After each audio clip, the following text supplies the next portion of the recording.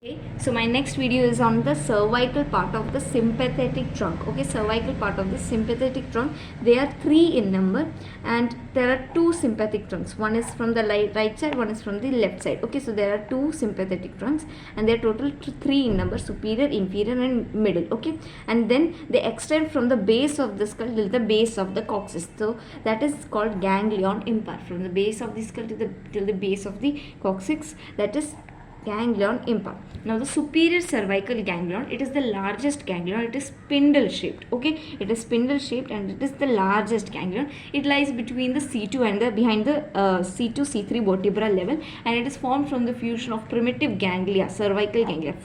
First four primitive ganglia, that is C4, C5, C2, C3, C4. Okay, C1 to C4. So the first four primitive cervical ganglia. Then comes middle cervical ganglion. It is very small and it is often absent. Okay, often it is absent and it is actually very small. It is very small and circular, unlike the superior cervical, which is spindle shaped, and it lies at the level of C6 vertebra, where C6 vertebra, and it is formed by the fusion of fifth and the sixth primitive cervical ganglia. Okay, then comes the inferior cervical ganglia, formed by the fusion of the seventh and the eighth primitive cervical ganglia. So the seventh and the eighth, they join to form the primitive cervical ganglia, generally fused with the first cervical ganglia of the thoracic.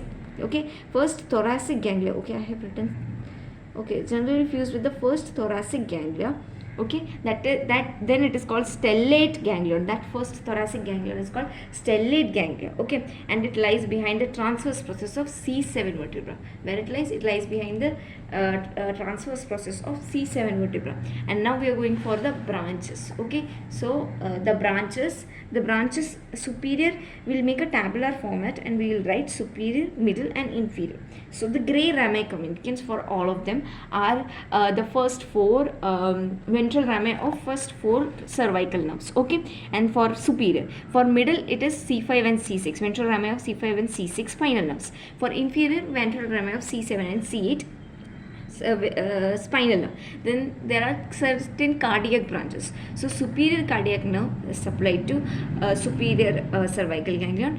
Middle cervical cardiac nerve is supplied to middle ganglion, middle cervical ganglion, and inferior cervical cardiac nerve respectively to inferior cervical ganglion. And then there is sympathetic plexus that is formed. The sympathetic plexus is formed around the internal and external carotid arteries. Okay, around the internal and external carotid arteries for in case of superior.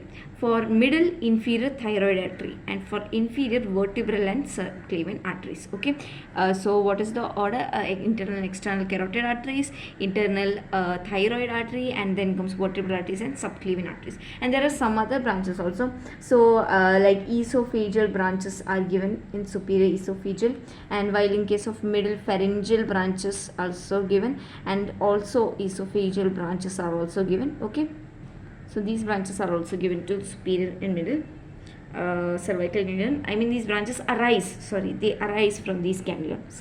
They're arising from these ganglia. Okay, now Horner syndrome, which is most important, just this it is produced by it is the clinical condition where the injury to the cervical sympathetic plexus occurs, and the characteristic feature has partial ptosis, because drooping of the upper eyelid is there, as the cervical ganglion it gives the supply to the smooth part of levator palpebrae superior, so that is affected. So partial ptosis is there, meiosis is there, constriction of the pupil is there, paralysis of dilator pupillae causes meiosis, then anhidrosis, loss of sweating, increased temperature and redness over that affected area, and enophthalmosis, that is sunken eyeball we can see.